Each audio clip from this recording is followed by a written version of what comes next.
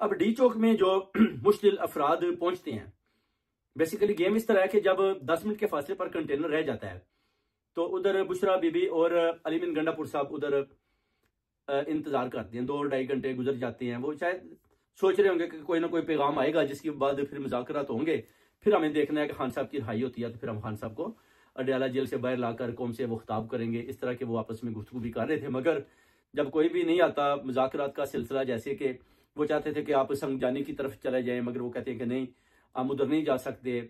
इस तरह अपना बुशरा बीबी ने भी बताया कि डी चौक का ऑर्डर है और डी चौक में पहुंचना है, किसी और जगह पर नहीं जाना। तो फिर डेफिनेटली इस काफिले को उसी तरफ लेकर जाना था, उसी तरफ लीड करना था जिधर खान साहब का हुक्म था। अब आप देख सकते हैं कि पीटीआई के काफी जो जैसे शौकत यूसुफ जही है, इस तरह ये लोग, कुछ लोग बिके हुए हैं, कुछ कंप्रोमाइज्ड हैं, वो इस तरह के गलत लोगों को तासर दे रहे हैं। वो जी बुशरा बीबी ने पार्टी को नुकसान पहुंचा दिया, वो जी बुशरा बीबी सियासत में आ चुकी हैं, वो जी बुशरा बीबी अब नेक्स्ट जो है ना वजीर आला खैबर पख्तूनख्वा का चूज करेंगी। इस तरह की गलत अफवाहें फैलाई जा रही है। हालांकि कोई ऐसी बात नहीं है। बुशरा बीबी ने भरपूर तरीके के साथ मुकाबला किया और मरियम नवाज और नवाज शरीफ को बता दिया कि मैं वाकई ही एक दलेर खतून हूं और मैं आपका मुकाबला कर सकती हूँ, और उसने करके दिखाया। अब सिर्फ कहानी है कि रियासत सामने आ जाती है। अब रियासत जब सामने आती है तो आपके नहते यूथ बच्चे मारे जाते हैं। तो फिर बुशरा बीबी ने भी सोचा कि अगर हम इधर खड़े रहेंगे तो और ज्यादा बच्चों के नुकसान होंगे और ज्यादा ये अवाम को का कत्लेआम करेंगे। तो मोहसिन नकवी जो है अभी ये जो ऑर्डर दे रहा है, ये तो यही दे रहा है कि जनाब इन पर सीधी गोलियां बरसाई जाएं, क्योंकि 4 रेंजर के जो शहीद होते हैं उनका जो अपना वो मलबा पीटीआई पर डालने की कोशिश कर रहे थे, मगर सबको पता है कि वो पुलिस की गाड़ी की टक्कर की वजह से वो शहीद हुए और उस वजह से वो बड़े यानी एक किस्म के अपना गुस्सा जो है ना वो पीटीआई के जुलूस पर, पीटीआई की क्यादत पर और पीटीआई के लोगों पर और उस काफिले पर उन्होंने निकाला।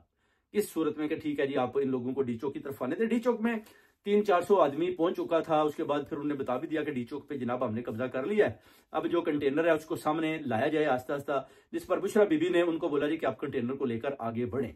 कंटेनर वाला आगे जाने को तैयार नहीं था। वो कहता है कि उसका तल्लुक था खैबर पख्तूनख्वा से। वो कहता है जी कि खैबर पख्तूनख्वा वाले जब ऑर्डर करेंगे तो मैं इसको चलाकर आगे लेकर जाऊंगा।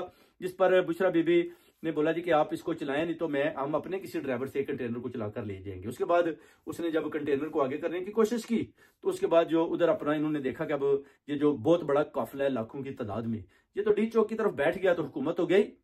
तो फिर क्या करें? फिर जो मोहसिन नकवी और ये एस्टेब्लिशमेंट के कुछ लोगों ने मिलकर, जर्नैलों ने ये अपना किया जी कि इनके ऊपर सीधी फायरिंग करें। सीधी फायरिंग करने से उधर हलाकतें शुरू होगी और जो उधर 300-400 आदमी गया था उसमें से कोई 193-95 इन्होंने उधर ही मार दिए। बाकी जो थे वो डेफिनेटली बरसती आग और गोलियों में वो भागते हुए कंटेनर की तरफ लपके।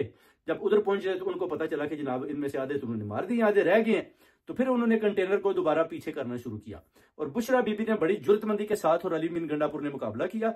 उसके बाद जब हालात बहुत ज्यादा खराब हुए तो उन्होंने बुशरा बीबी और कंटेनर को भी जब आग लगाई आकर रियासत ने, तो फिर उन्होंने अपना अली मिन गंडापुर ने समझा कि अगर बुशरा बीबी का नुकसान हुआ तो फिर ये खान साहब के लिए अच्छा पैगाम नहीं है, तो मैं बुशरा बीबी को अपनी सिक्योरिटी के साथ बाहिफाजत केपी की तरफ लेकर जाता हूँ। जिस पर उन्होंने बुशरा बीबी को इस्लामाबाद ब्लू एरिया में एक और गाड़ी चेंज की। उसके बाद वो केपीके की तरफ चले गए। जिस पर मुश्किल अफराद जितने भी काफिले में लोग आए थे जो अपना एहतजाजी थे, उन्होंने काफी शोर डाला कि जनाब ये अली मिन गंडापुर की तरफ आ गया है। फिर उन्होंने बुशरा बीबी का भी नाम लिया कि वो किधर चली गई है। फिर उन्होंने गौर अयूब, असद कैसर, अली मोहम्मद खान, ये जितने भी भागे हुए हैं इनका बारी बारी नाम लिया और उनको पुकारा कि जनाब खान के सिपाही अवाम कौम इधर खड़ी है, आप लोग इधर है, आप आए हमें लीड करें।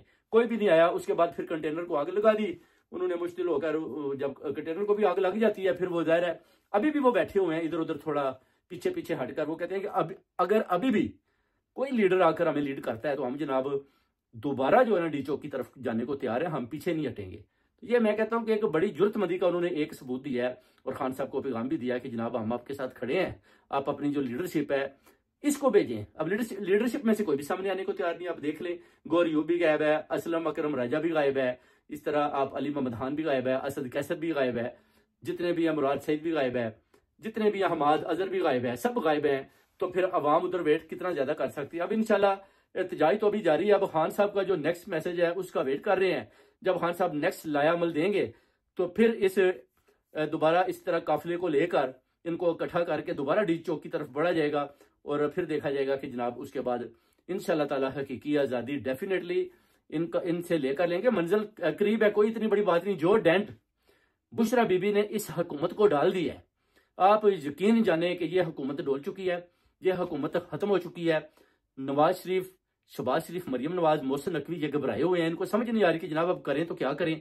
ऊपर से ये मीडिया पर बता रहे हैं जनाब फैसल वाडा को कि आप बोले, वो शौकत यूसुफ है वो भी बक बक कर रहा है। इस तरह के लोग सामने आकर इंटरनेशनल मीडिया पर बातें कर रहे हैं। मुझे साथ लें इंटरनेशनल मीडिया पर, मैं उनको बताता हूँ कि उधर हुआ क्या है और आगे क्या होने वाला है। ये खुद ही बस बैठे हुए हैं, जैसे जैसे जर्नलिज्म को बोलते हैं इस तरह की ये लैंग्वेज इस्तेमाल कर रहे हैं। अगर ये जनाब सामने आने दे तो फिर मैं इनको बताऊंगा कि जनाब आगे का लाया अमल क्या है, और उधर डी चौक में क्या हुआ और कैसे और किसने कंटेनर को आग लगाई, और काफिले अभी तक किधर बैठे हुए हैं, और खान साहब की अगली अपना जो कॉल है उसका इंतजार कर रहे हैं। और इंशाल्लाह ताला दोबारा इंशाल्लाह ताला आगे बढ़ेंगे, फिर बड़ा ऐलान होगा, फिर काफिले आगे बढ़ेंगे और डी चौक पर जाकर बैठकर दिखाएंगे इस मोहसिन नकवी को भी और इस जैली हुकूमत को भी और इन जर्नैलों को भी इंशाल्लाह ताला। पाकिस्तान जिंदाबाद।